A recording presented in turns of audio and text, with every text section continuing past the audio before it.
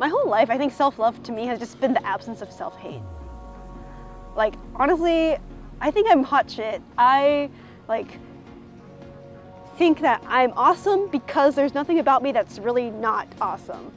But at the same time, like, I think that that absence of self-hate at this point has kind of crippled me into thinking that that's all there is. Like, I haven't tried to find tangible reasons why I should wake up in the morning, look in the mirror, and like smile before I get dressed or something. Like, self-love should be like taking care of yourself and like really spending time with yourself more. And I've only recently started to do that, and as I started to do that, I realized that I didn't always like what I saw. Like, I beat down on myself a lot for not seeming smarter, for not seeming more put together, for not being able to get a grip on my emotions.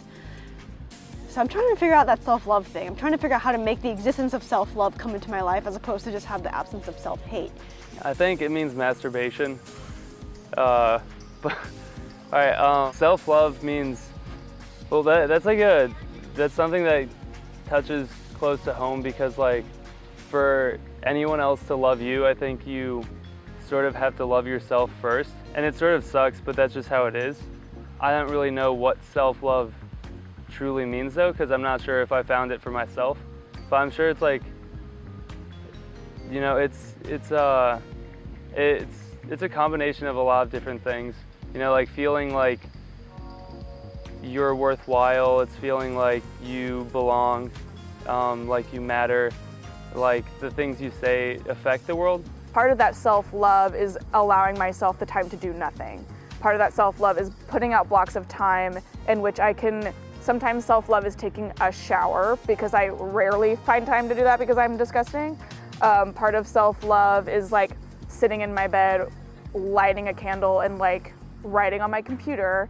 Sometimes it's just like binging Netflix. Like, I think it's a different thing for everybody, but like allowing yourself the headspace is really important for me to be like, it is okay that I am doing nothing. It is okay that like the free time that I have is free time. And it's hard sometimes for me to get in that headspace that I'm not wasting time when I'm taking care of myself. The age-old thing that people say is be yourself, you know? But then you have to like be yourself, but you have to make sure that you're not going too far with it, and you're not being selfish and not being all those things, because that's not what a good human is. A good human works as a team with humanity and not like as an individual.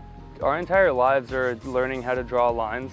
You know, that's how maturity happens. You just like, you battle with these lines of like all these different difficult questions that exist. So this is one, like how do you go from self-love to making sure you're not being selfish or not being, you know, self-absorbed or butting other people out of processes for coming up with ideas. There's a fine line between like giving because you want to make someone else feel better, which in turn subconsciously does something for you, or giving to others with an agenda that like, oh, I'm giving to them and they'll like me more, or like, oh, I'm giving to them and like maybe they'll do something for me later. Like, I think that pure, like, as selfless as you can get it, which like that's not perfect. No one's ever like completely selfish except for like Christ, but whatever.